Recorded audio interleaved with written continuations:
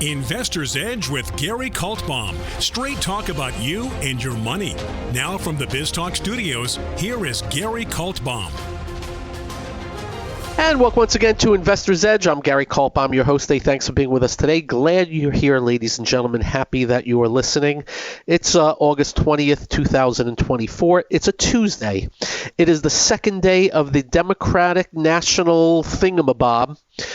Yesterday, $6 billion was added to our debt.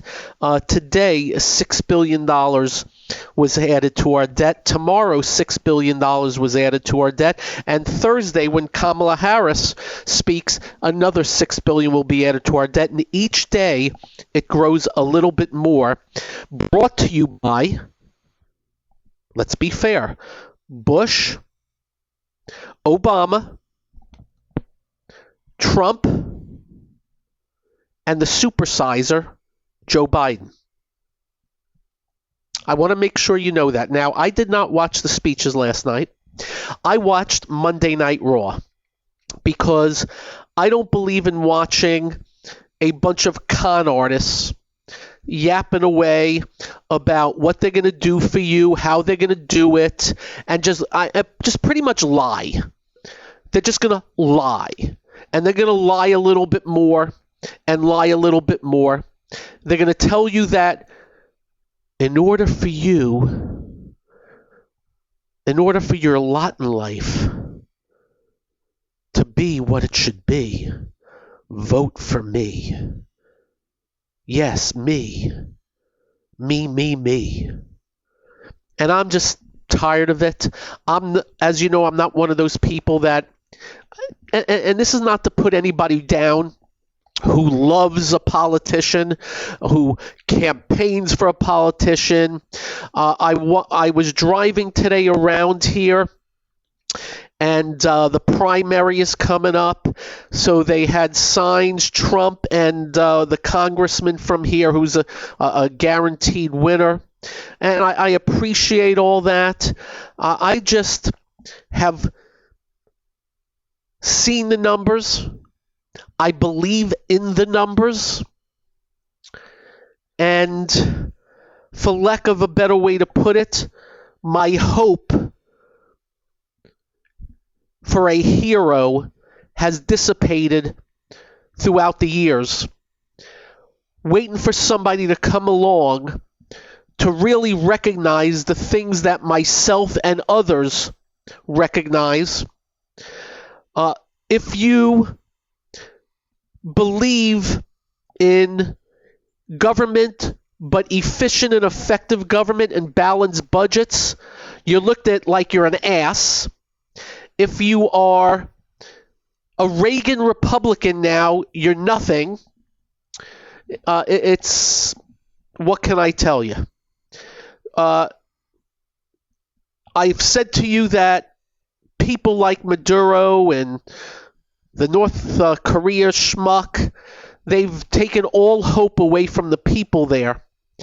I couldn't go that far because we still have a system here where little old me can start in my business selling penny stocks,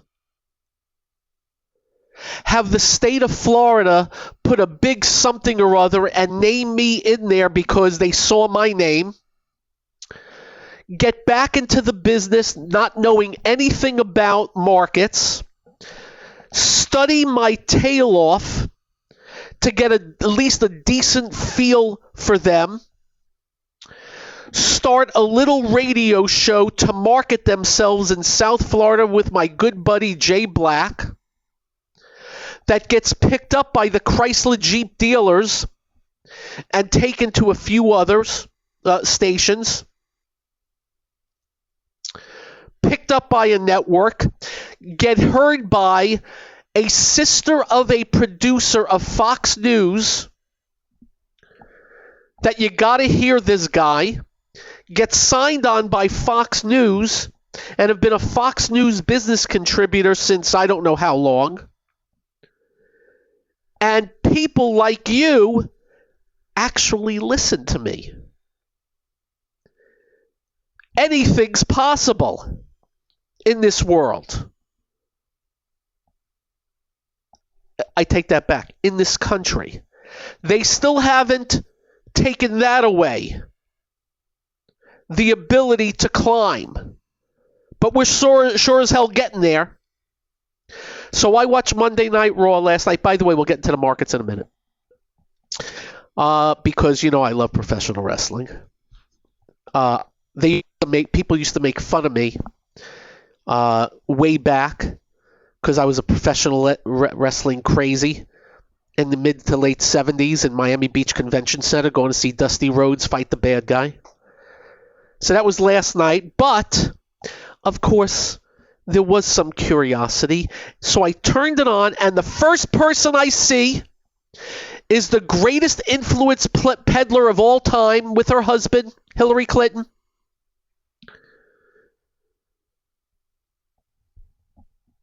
I think between the two are worth like $250 million and have never created a single freaking thing in life. And she yapped away. I lasted about 30 seconds with her. Got no use. I forgot who else I turned it on for. I lasted 1 minute because they said something kind of vile. Or it was a lie. And I did not see Joe Biden. I hear. So not only did they kick his ass out, perform a coup, threaten him, I hear he went on like in the 11 o'clock hour. Talk about taking the guy out of prime time. I heard they put on some pro-abortionists, not taking a stand, just mention it, instead of putting him on prime time. Tells you everything you need to know. While they were saying how much they love Joe. Imagine.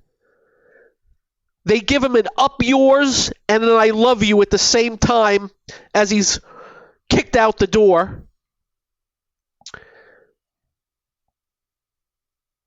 But of course, video shows up. And I watched a couple of little takes from Biden, and as usual, just plain lying Joe. Makes Trump look like a truth teller. But something stood out for me. As you know, I'm Jewish. As you know, I love Israel. I love the Jewish people. As you know, I've been there. As you know, we have told you the lies that of the apartheid and all that occupation is all a lie. About them being aggressors, a lie. About their being racist is a lie. The people that are saying that are the ones that are actually that. And Joe Biden brought up the Hamas-loving, terrorist-loving scumbags that are out in Chicago with I love Hamas signs. And I see a video where Joe Biden said something to the effect of, I get your point. And of course, that's him kowtowing to the whatever side that he's got to kowtow to. I must tell you, as a Jew, but also, do you remember how they blamed Trump in Charlottesville for what he said? I was waiting for the media to rip Joe Biden for the anti-Semitism that's going on outside of the convention in Chicago. The media ripped the stuffings over Donald Trump for what he said at Charlottesville, even though they cut half of his quote. Not a frickin' word from the media about Joe Biden saying that anti-Semitic racist schmucks that have signs loving Hamas, terrorists that murdered, raped, took hostage, blew up, from little babies to the elderly, they have a point. And the media said nothing, and they let it sit. If I ever saw Joe Biden, I can't do it now. Well, I guess he gets Secret Service for life. If I ever saw him in an ice cream shop, I'd walk up to him and say, President Biden, for what you said about pro-Hamas had a point. I'd like you to apologize to me right now for saying that. I'd be right in his face. And then, of course, Secret Service would take me down and throw me against the wall.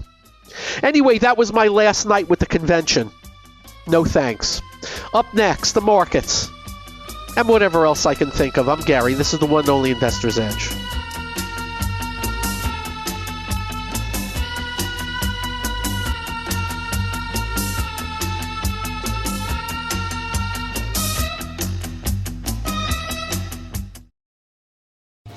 Hi, I'm Gary Kaltbaum, host of the nationally syndicated radio show Investor's Edge. We're not just handsome radio people. We manage investors' money for a living, specializing in fee-based discretionary money management. No big commissions, just a fee on the assets that's managed. We also provide a full range of personalized services, including retirement planning, fixed income, and educational needs, all to assist you in achieving your financial goals.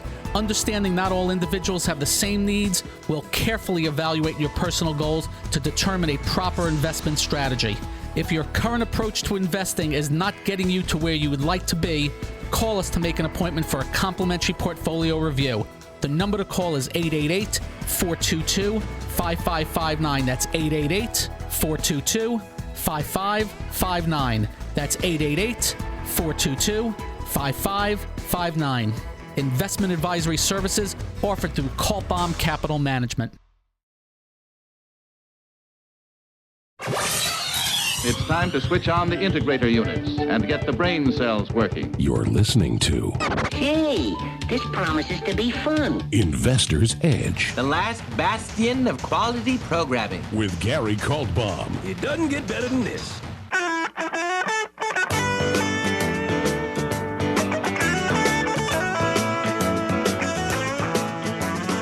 And welcome once again to Investor's Edge.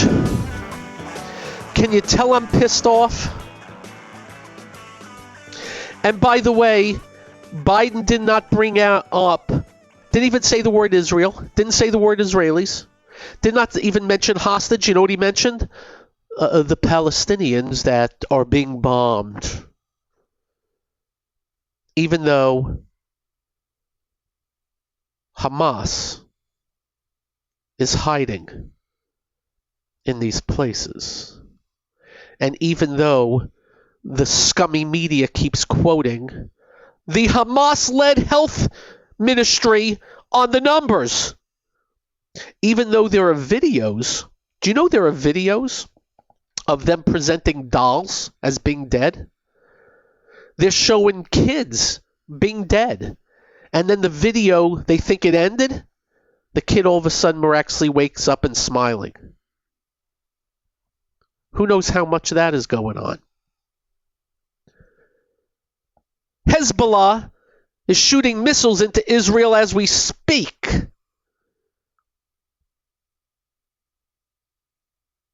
But that's Israel's fault.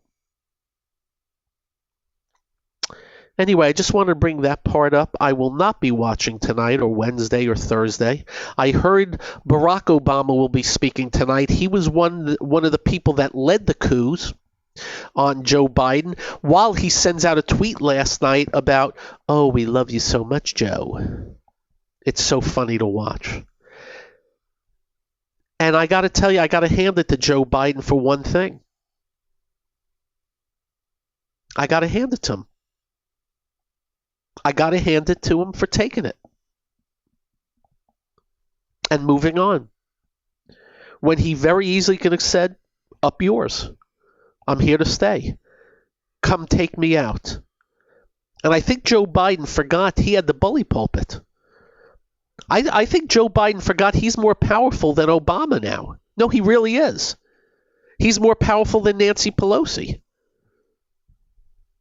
But they pulled the strings on the money.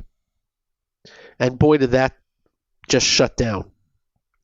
All right, we'll see how it goes. I'm sure I'll see some video of tonight, but I really don't care because $6 billion was added to our debt today. It's same tomorrow, and they don't care, and they're doing nothing about it. And Kamala Harris is now return on investment. There was a random act of journalism. Somebody actually asked about the cost. Well, it's about the return on investment, which is code for saying, well, don't worry that we're running $2 trillion deficits. It's the return on investment. I apologize to everybody for not running for the presidency. I would have landslided Biden and landslided her. No, seriously. I'm not being sarcastic. I would have mowed them over in debates. I would have won over all the independents. I think I would have won over a bunch of the left.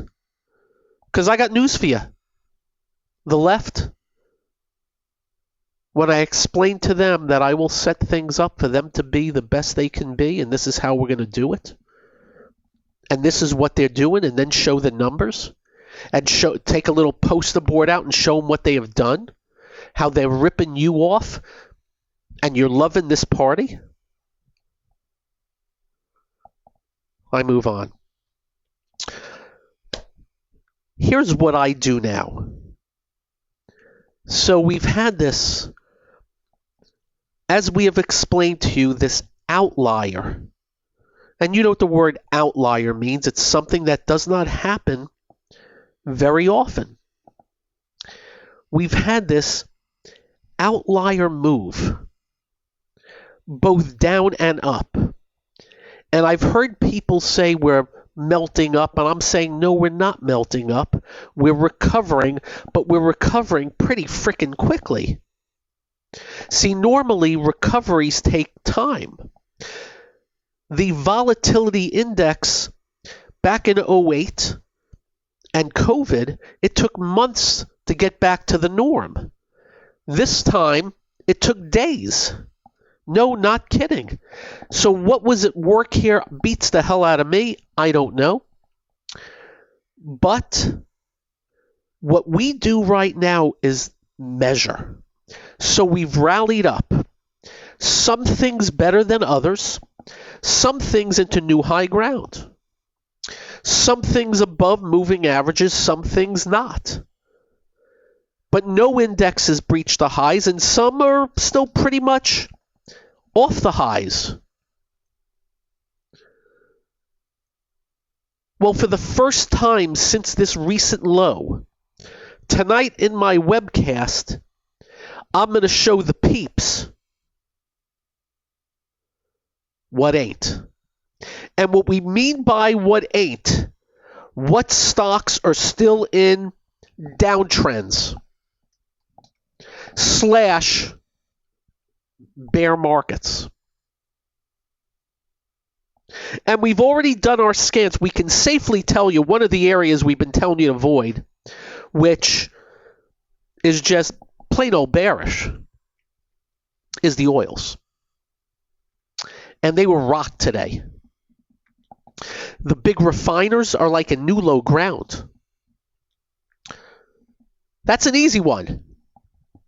Now, there are a few oils. There's probably 300 or 400 oil stocks in the market. There are a few oils in the pipelines that are at near highs, so they're an outlier. But for the most part, oil's terrible. I can also tell you airlines. Wouldn't go near them. They're bearish. For whatever reason. They're just in bear markets. I can tell you something like a Marriott, which has rallied up from 204 to 220. It's in a bear market. Bearish phase. Patterns negative. So what I'm going to be doing tonight is going through oils, the weaker semiconductors, and may I state for the record, while the semiconductors have rallied up, the SOX is still at 51.96. The high was 59.31. And of that rally up, there are a bunch of things that just look like crap. We'll show that. We'll show steel and metals and mining. We'll show a bunch of the transport names, some of the truckers and the rails. We'll show some of the retail bear markets. And very simply, the goal now is to separate. We're not sure what's going to happen from here. We told you yesterday, we're overbought. We pulled back today, but it was minor league.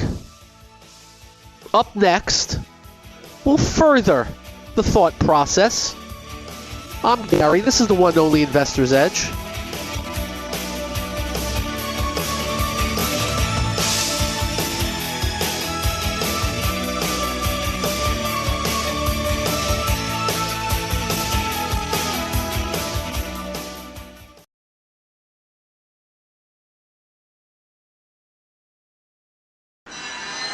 Listening to America is talking. Investor's Edge. He's got to be pleased with that. The crowd is just on its feet here. He's a Cinderella boy. With Gary Kaltbaum. Comes highly recommended. You're going to feel better if you talk to him.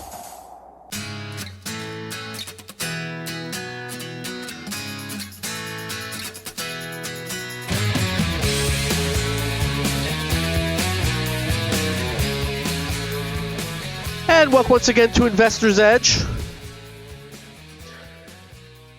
So the first time tonight in a few days, and we look at everything every night, but we're going to accentuate tonight the what ain't. What names, what areas, what ain't.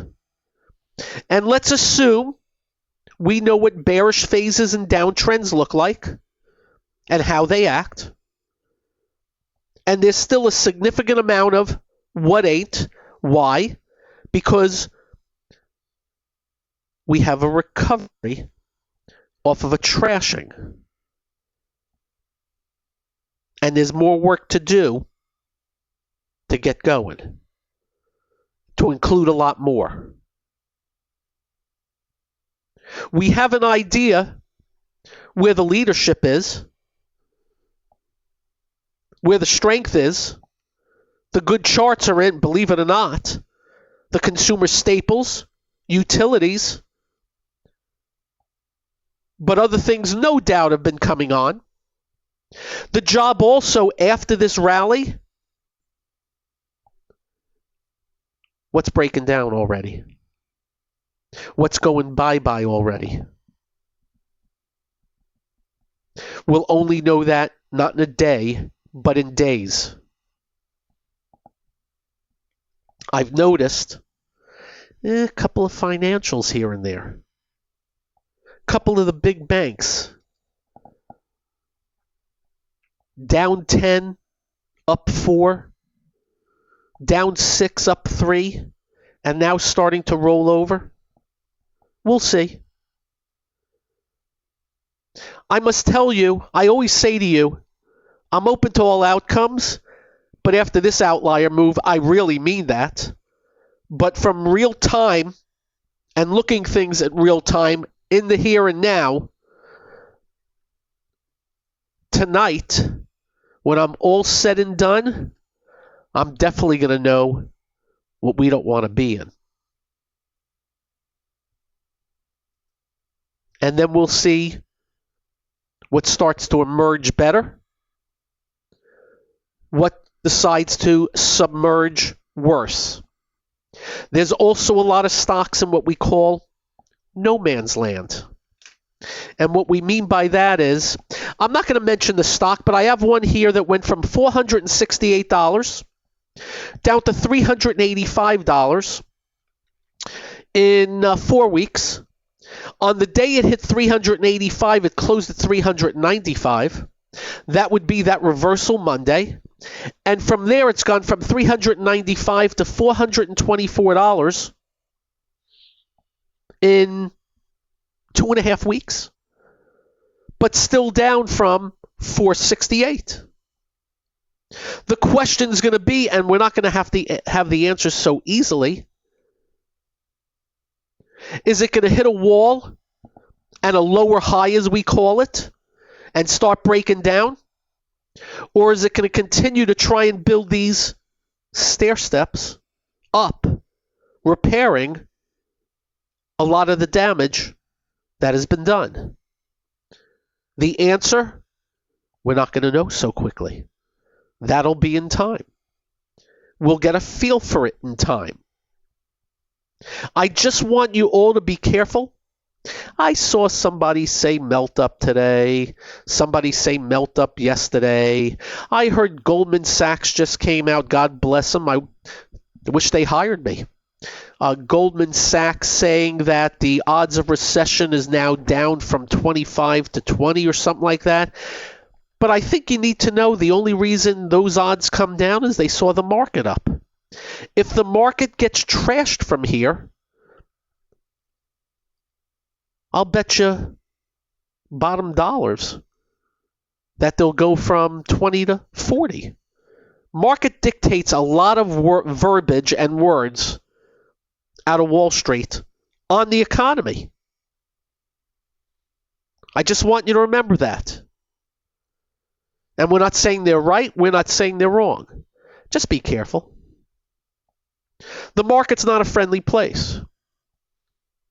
I also got a little bit worried because I had a client email me about a stock, symbol ASTS. It's gone from 2 to a high of 39 from May to today. Closed at 34. They have no sales. They lose a lot of money. They provide space-based cellular broadband network for Vodafone, Rakuten, and American Tower operators. I guess they're developing some stuff. But it's gone from 2 to 39, and I'm being asked, what do I think now? $9 billion market cap, no sales. I don't like getting questions like that. I don't. It worries me. Froth, speculation, frenzy is not a good thing in the markets. And there's a little bit of that going on, though I'm very happy that Hello Kitty jackass is back in his litter. What a yutz. And hopefully not too many people got destroyed by him trying to jerk you all around again, knowing he's a big influence and has a lot of people watching him. Hello Kitty. No, excuse me. Roaring Kitty. Did I say Hello Kitty? Roaring Kitty. Actually, I'm not even sure what I said, but just in case. And then there's the reaction to earnings. Palo Alto Networks is up $24 today on their earnings. At one point, it was up as much as 31. We scratch our forehead.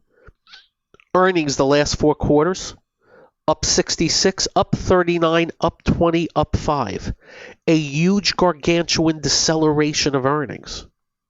Sales, up 20, up 19, up 15, up 12. A deceleration of sales. Yet the stock had a great reaction. Then I had to look at their guidance. Guidance was okay, nothing special. What's at work there? Don't know. Just letting you know what the market did with Palo Alto Network. They did announce a buyback. Maybe that did the trick. But that goes on our watch because it had a great reaction. Another one called Fabrinet, symbol FN, up 36 today, 15%. Huge volume. Reported earnings and sales. Market had a good reaction. So we're always on top of that. We're top of news. Netflix was up 18 today, finished up 9. Somebody said that their upfront ads are double last year. Stock has gone completely V-shape over a few week period. 697 to 587 to 698. Stunning. An outlier move. And may I state for the record, I have no clue what it does from here. It went into new high ground today, but I wasn't even tempted to buy it because of how it's come up. Hit 711, closed at 698. We'll see what happens from here. Definitely strength. As I said to you, the job is to isolate the strength. Definitely the strength. We'll see what's next. And then the talk, I don't know if you know this, that Jerome Powell's at Jackson Hole. Beautiful place. I don't know if you've ever been there. I have. He'll be speaking Friday, and everybody's expecting this, that, and the other thing. My hope is he does the same thing he's been doing recently. And I'm actually complimenting him. Don't say squat. Stay away from the raising rates or lowering rates or this, that, and the other thing. Stick to the economy and leave everything else be. Don't know if he's listening. He actually should be listening to us because we wouldn't have had the inflation we still have.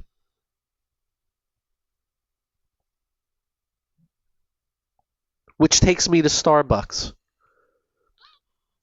I spent $325 on Starbucks last month.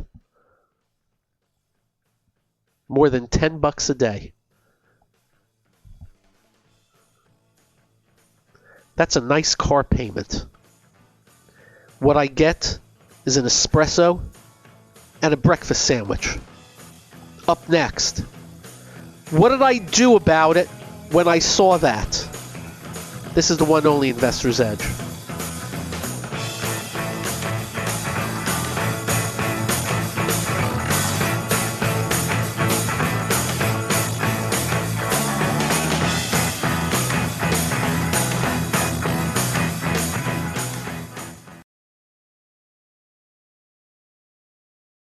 You're listening to What are we waiting for? Well, what are you waiting for? 1, 2, ready, go. Action! Investor's Edge with Gary Kaltbaum.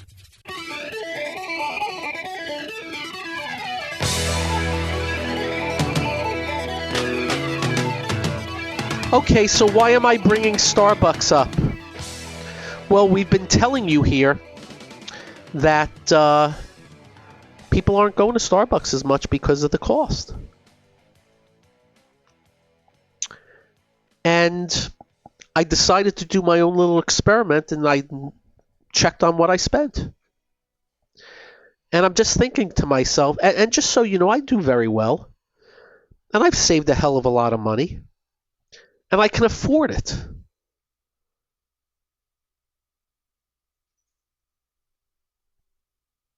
I didn't go to Starbucks yesterday. I didn't go to Starbucks today. I'm going to delete the app. I don't need espresso. I can make my own little breakfast sandwich. You know what I get? The reduced fat turkey bacon sandwich. It's an English muffin with some egg white, some cheese, which I don't need, and a turkey bacon slice. I can make that up in 3 minutes at my home. I just saved myself. By the way, that 300 and something is what I've been spending every month. And I'm just thinking to myself, if I'm doing that, that's what's going on with the Starbucks as well as others.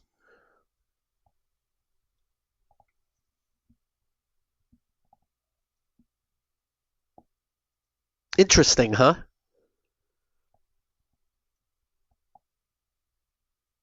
I just saved myself $300 a month. Next, Boeing. Holy crap.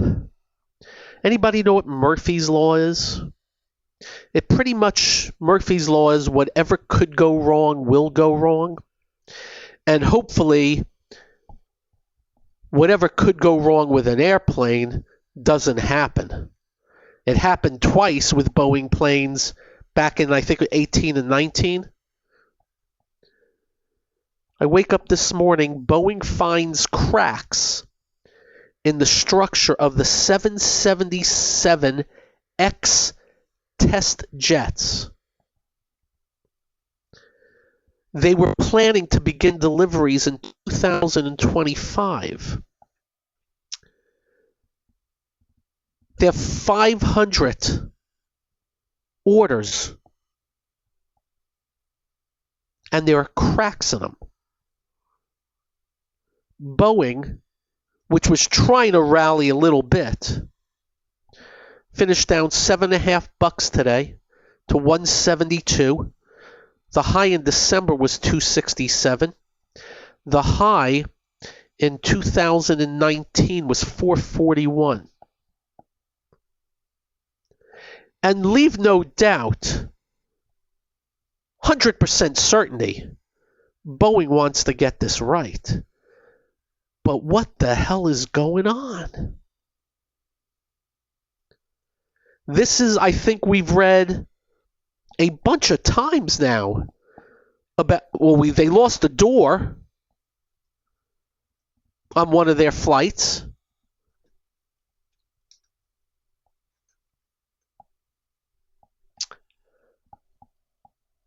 Wow.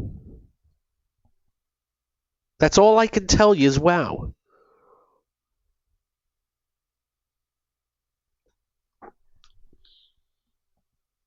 Cracks.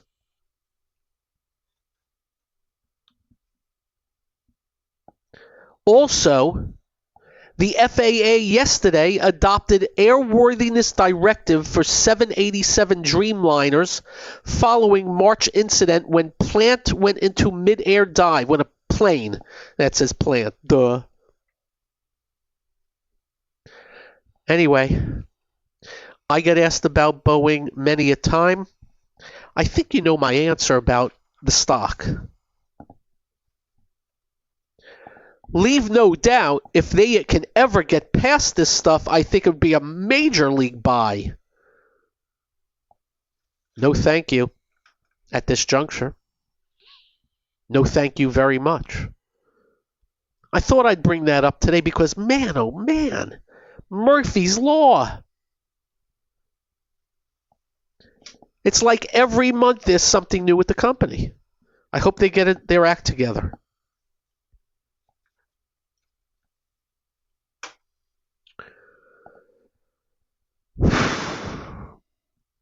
Eli Lilly, on the other end, was up $28 today as they put out a report that came out that their drug is really decreasing diabetes, amongst other things. And of course, when somebody loses 100 pounds, certainly that will decrease the potential for you to be ill, have disease.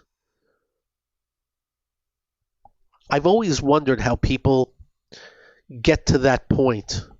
You know, nobody ever is born, you know, very much overweight.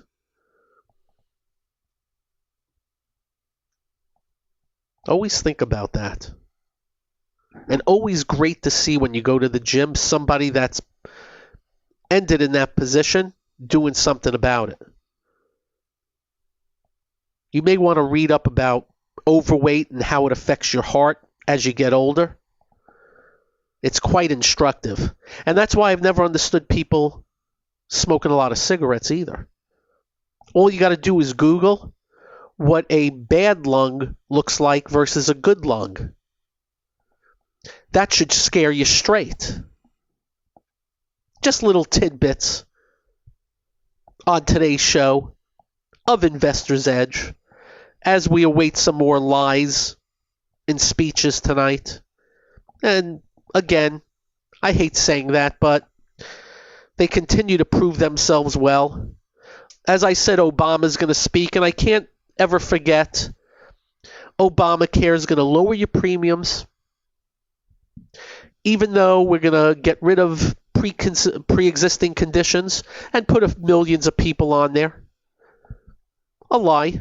And even though there's a video of Jonathan Gruber, one of the architects, said, we had to lie to the American public and we got away with lying because the American public's stupid.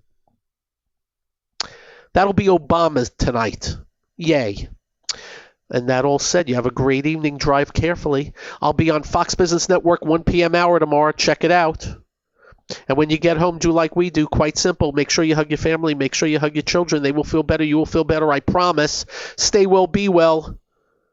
And serenity now. Good night, all. This has been Investor's Edge with Gary Kaltbaum on BizTalk. To listen to past episodes or to get in contact with Gary, go to GaryK.com. That's GaryK.com.